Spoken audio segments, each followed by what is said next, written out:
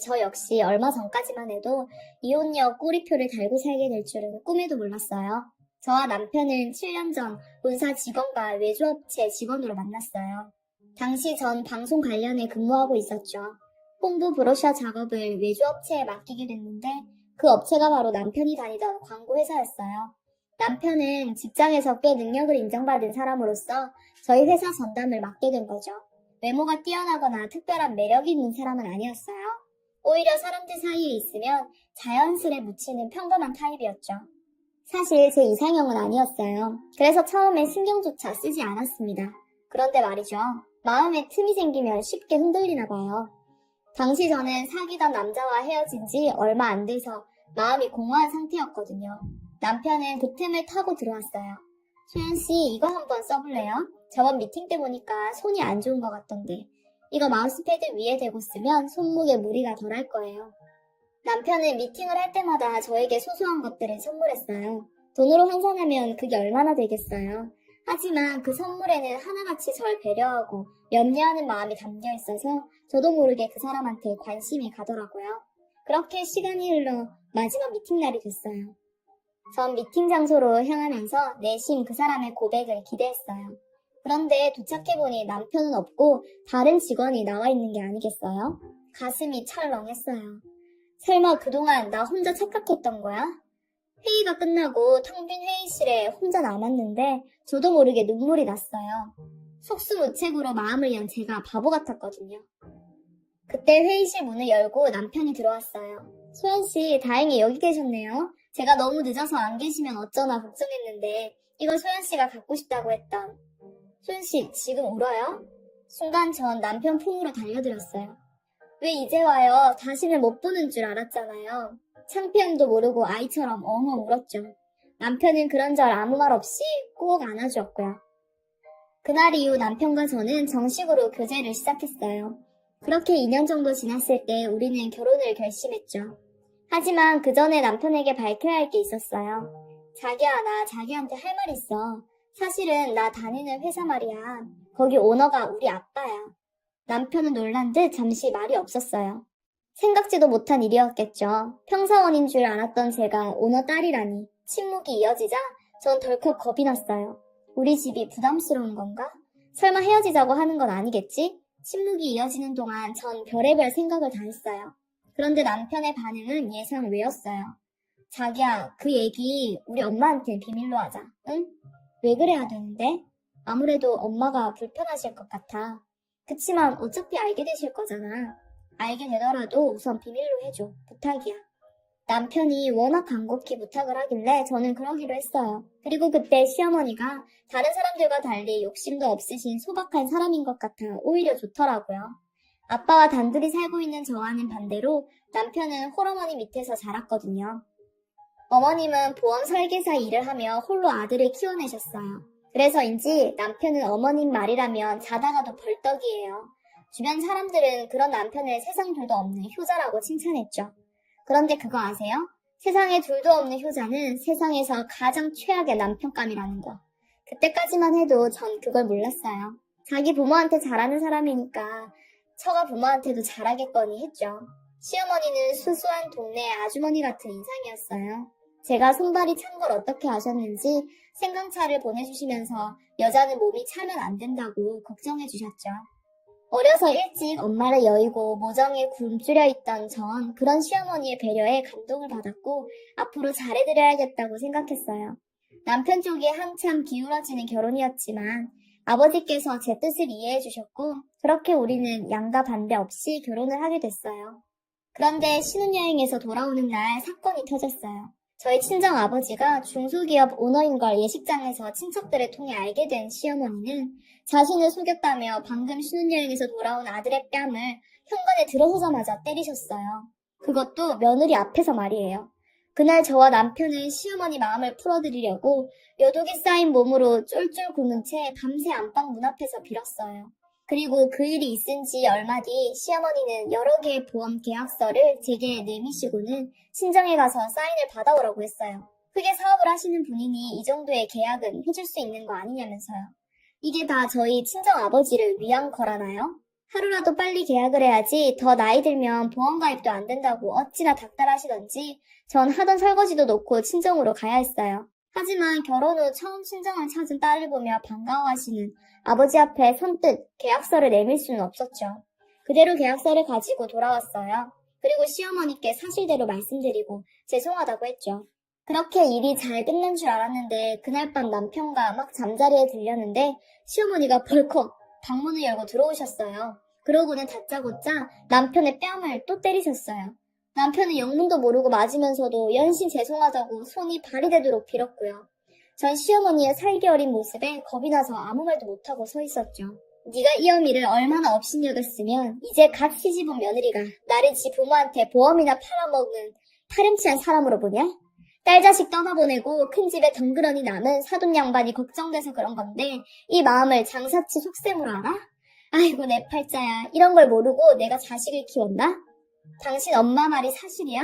이리 와서 빌어. 당장 무릎 꿇고 엄마한테 빌란 말이야. 남편은 강제로 절구를 안 치고는 시어머니께 빌라고 강요했어요. 낯선 상황에 겁에 질린 전 무조건 빌었어요. 시어머니 앞에서 무릎 꿇고 빌며 당장 가서 사인을 받아올 테니까 화 푸시고 용서해달라고요. 제가 철이 없어서 어머님 깊은 뜻을 잘 몰랐다고 다 제 잘못이라고 말이죠. 그랬더니 시어머니의 표정이 확 달라지며 얘 아가, 네가 그러면 내 체면이 뭐가 되니? 이 늦은 시간에 네가 계약서를 들고 친정에 가봐라. 사돈 어른께서 어떻게 생각하시겠냔 말이다. 꼭 내가 널 들들 볶아서 등 떠밀려온 것처럼 보일 것 아니냐. 마침 내일이 토요일이니 애비랑 같이 가서 하루 자고 오는 걸로 하면 자연스럽지 않니? 너는 왜 이렇게 영리하지 못해? 배울 만큼 배운 애가. 결국 어머님 계획대로 다음날 남편과 전 친정으로 향했어요. 가는 길에 남편이 그러더군요. 어제는 미안해. 이래서 당신 집 형편 속이고 싶었는데 여보 정말 미안해. 고개를 푹 숙인 남편을 보자 그동안 이 남자가 어떻게 살아왔을지 훤히 보였어요. 그래서 더 가엾게 느껴졌어요. 친정 아버지는 저희 내외가 하루 지내러 왔다는 말에 무척 기뻐하셨어요. 그런 아버지 앞에 전 수십 장에 달하는 보험 계약서를 내밀었어요. 아버지는 아무 말 없이 사인해 주셨어요. 어찌나 죄송한지 전 고개를 들 수 없었죠. 그러지 마라. 안 그래도 보험을 몇 개 들어둘 생각이었다. 사돈께서 이렇게 신경 써주시니 오히려 고맙구나. 감사 인사 전해드려라. 그렇게 저희 친정 아버지로부터 다량의 보험 계약을 따낸 시어머니는 한동안 별 문제 없이 잘해주셨어요. 하지만 그 후로도 크고 작은 일들이 있을 때마다 시어머니는 제가 보는 앞에서 남편에게 폭언과 폭력을 행사하셨고 그 상황을 차마 지켜볼 수 없었던 전 친정으로 달려가 돈이며 시어머니가 원하는 모든 것들을 시댁에 퍼나르기 시작했죠.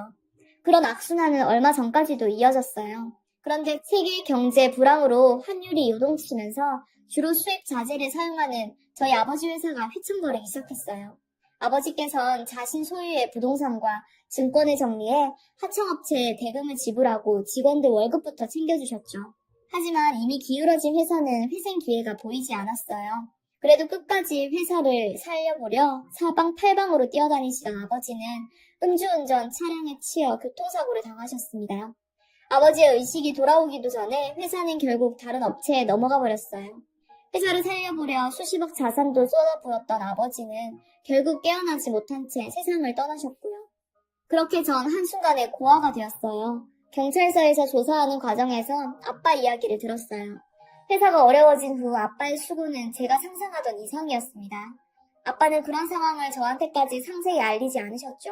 저 사느라 바빠서 그런 아빠 상황도 잘 몰라 돌봐드리지도 못했는데 제 탓인 것만 같아 살고 싶지 않았고 그렇게 먼저 가신 아빠가 보고 싶기만 했어요. 장례는 다행히 회사분들이 도와주셔서 큰 문제 없이 치를 수 있었어요. 그런데 저와 슬픔을 나누고 함께 상주 노릇을 해야 할 남편이 코빼기도 보이지 않는 거예요. 전화도 꺼진 채 말이죠. 저와도 연락이 되지 않는 남편 소식을 시어머님이 알고 있더라고요. 남편이 급하게 회사 일 때문에 출장을 갔다며 곧 올 거라고 하셨죠. 저녁이 되어서야 뒤늦게 나타난 남편은 검정이 아닌 흰색 계열의 정장 차림이었어요. 화려한 색의 타이까지 메고요. 제가 선물한 정장이었고 디자인도 자기 스타일이고 옷감이 부드럽고 좋다며 평소 남편이 좋아하는 옷이긴 했습니다. 그래서 장례업체 측에서 검은 양복을 빌려 입긴 했지만 내심 섭섭했죠. 하지만 신경을 오래 쓸 겨를이 없었어요. 무사히 아버지 장례를 마치고 집으로 돌아온 전 식음을 전폐하고 누워있었어요. 너무 울어서 그런지 정말 온몸이 두드려 맞은 것처럼 아팠어요.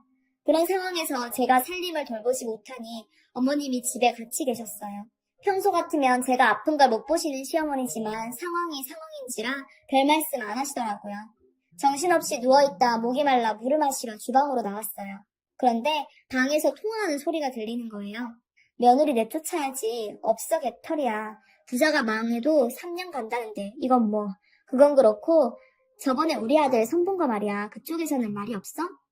마음에 드는데 애들은 이번 주말에 만나기로 했다더라고. 아유, 걱정 마. 곧 이혼 서류에 도장 찍어. 지가 부모가 있어, 돈이 있어. 그쪽 지입 신경 안 쓰게 내가 싹 정리해줄게. 이번 혼사만 잘 되면 옷이 문제야? 명품백도 하나 사준다 내가. 그러니까 제가 친정아버지 장례 지내는 동안 남편이랑 작자는 시어머니랑 짜고 선을 보러 나갔던 거예요. 그날 장례식장에 입고 왔던 제가 사준 그 양복을 입고 말이죠. 사람의 탈을 쓰고 어떻게 이럴 수가. 시어머니는 원래 그런 사람이라고 쳐도 어떻게 5년을 살았었고 살아온 남편이 저한테 이럴 수 있죠? 생각 같아선 당장 안방에 뛰어들어가 시어머니랑 단판을 짓고 싶었지만 그래봤자 저한테 좋을 건 없겠더라고요. 어차피 이렇게 된 거 제대로 준비해서 못돼 처먹은 모자한테 한 방 먹여야겠다는 생각뿐이었어요. 주말이 되자 남편은 거래처와 약속이 있다며 외출 준비를 했어요. 정말 신경 써서 옷을 입고 평소 잘 쓰지도 않던 향수까지 뿌리고 말이죠. 한편으론 남편이 가엾다는 생각도 들었어요. 저런 어머니를 만나지 않았다면 이 남자도 행복한 가정을 꾸리고 살 수 있었을 테니까요. 그리고 얼마 뒤 제가 뒷조사를 의뢰한 심부름 업체에서 연락이 왔어요. 업체로부터 받은 USB 속에는 남편과 맞선녀가 데이트하는 모습이 담겨 있었죠. 사진 속 남편은 저와 연애할 때처럼 배려심 넘치고 자상한 모습 그대로였어요. 이상했어요. 너무 자연스러웠거든요. 강요에 못 이겨나간 사람이라고 느껴지지 않을 만큼 아니나 다를까 남편을 미행했던 업체 직원도 남편의 행동이 시어머니의 강요로 보이지는 않는다고 하더라고요. 현재 남편과 맞선녀는 진작에 혼담이 오고 가는 사이로 이미 상견례 날짜까지 잡혔다고 했어요. 약간의 추가금을 더 낸다면 상견례장 내부에 녹음기를 설치해 줄 수 있다고 하더라고요.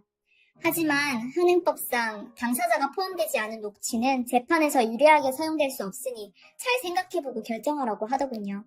전 서둘러 전화를 끊었어요. 미칠 것 같았어요. 내 남편도 우리가 함께했던 시간도 그 어느 것도 이제 믿을 수 없게 됐으니까요.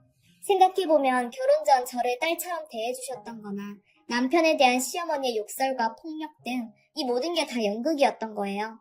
절 자신들 뜻대로 몰아가려는 의도된 연출이요.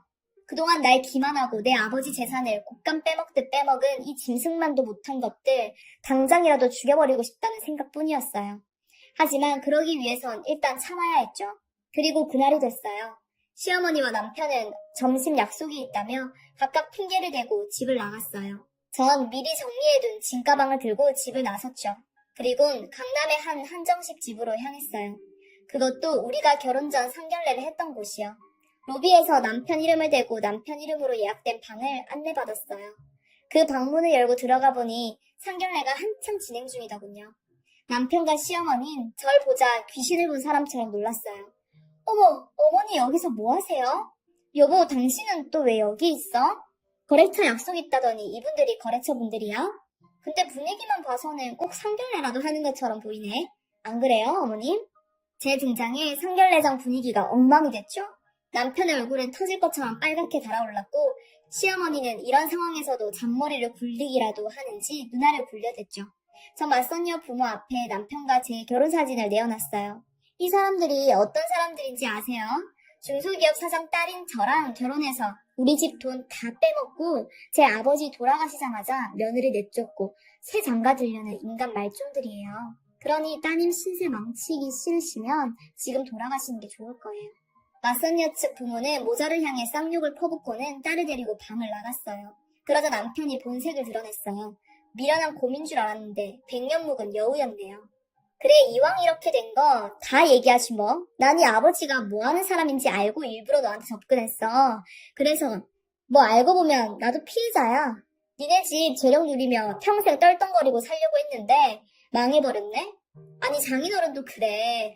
회사가 휘청하면 내 돈부터 챙겨야지. 그걸 회사에 꼬라박아? 제정신이냐고. 그러니 바닥에서 죽지. 뭐? 말 다 했어? 거지 근성 못 버리고 처가에 빌부터 살려는 주제에 그 더러운 입으로 감히 우리 아빠를 들먹여?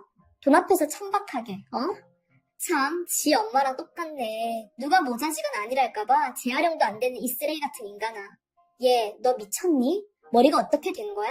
끈떨어진 연주제에 어디서 까불어? 불쌍해서 봐주려고 했더니 아주 눈에 뵈는 게 없지? 글쎄요, 누가 불쌍해요? 모르시나 본데 당신 우리 아빠한테 강매한 보험 그거 수령액이 얼만지 아세요? 주말 사망 특약이니 뭐니 옵션을 얼마나 걸어놨던지 보험료 많이 나간 만큼 지급액도 상당하더라고요. 그렇게 돈 좋아하시는 분이 어떻게 보험금을 놓치셨대요? 눈앞에 돈 쫓느라 정작 큰 거 못 보셨나 봐요. 어머니 암튼 어머님이 크게 설계해주신 덕분에 20억 받았어요 저. 뭐? 20억? 너 설마 그 돈 혼자 쓰려는 건 아니지? 나 아니었으면 그런 큰 돈 어림도 없다. 너 애 아가 세상에 너한테 가족이라고는 우리밖에 더 있니? 지난 일 있고 우리 앞으로 일만 생각하자. 서운한 게 있었다면 마음에 담지 말고 풀어. 내가 다 받아주마. 정말요? 안 그래도 제가 너무한 거 아닌가 생각했는데 어머니께서 그렇게 말씀해 주시니 마음 놓고 풀게요. 저 이제 어머니 며느리 그만할래요. 저희 사람이랑 이혼할 거고요. 위자료 소송도 할 거예요. 그래서 당신들이 나한테 한 짓 하나도 빼놓지 않고 돈으로 쳐서 받을 거예요. 증거도 있고 기발분 사진 몇 장으로 위자료 청구가 가능해요. 그래서 준비했어요. 여기 오늘 이 자리에서 있었던 모든 내용들이 담긴 녹음기예요. 제 목소리까지 생생하게 담겼으니 증거 채택에도 문제 없겠네요. 그리고 저 이미 소송도 걸었어요. 아빠 회사 고문이셨던 변호사님이 그러시는데 이런 상황이면 이혼 위자료는 물론 저희가 아빠한테 회사 차린다고 빌려간 돈이랑 시어머님이 시시때때로 빌려갔던 급전까지 다 받아낼 수 있다고요. 저희 아빠가 사업가는 사업가셨더라고요. 그동안 당신한테 빌려준 사업 자금, 어머니께서 빌려가신 급전까지 하나도 빠짐없이 장부에 기록해 놓으셨더라고요. 빼도 박도 못하게 말이에요, 어머니. 결국 시어머니는 뒷목 잡고 쓰러졌고 그 와중에도 남편을 혼자 살겠다며 제 앞에서 무릎을 꿇고 살살 기더라고요. 이게 다 엄마가 꾸민 짓이라고 자긴 정말 날 사랑한다고 눈물 콧물까지 짜면서 거짓말하는데 정말 끝까지 최악이었어요. 전 요즘 이혼 소송부터 위자료 청구 소송, 사업자금 반환 소송까지 법원 문턱이 닳도록 뛰어다니고 있어요. 하지만 5년간의 결혼 생활을 돌이켜보면 적어도 지금이 그때보다는 수백 수천 배 더 행복하다고 자신해요. 며칠 후면 위자료 소송 결과가 나올 거예요. 변호사님 말씀이 액수가 문제지 순수는 걱정 말라고 하더군요. 뭐 많이 받으면 좋긴 하겠죠. 하지만 그보다는 사람의 마음을 가지고 장난치는 인간들은 결코 해피엔딩을 맞을 수 없다는 걸 법원 판결을 통해 똑똑히 보여줬으면 하는 마음이 더 커요. 이렇게 사연을 적다 보니 속이 시원하면서도 한편으론 허망하기도 하네요. 부디 여러분께서는 사랑에 속는 일 없이 행복하시기 바랍니다. 지금까지 긴 글 읽어주셔서 감사합니다.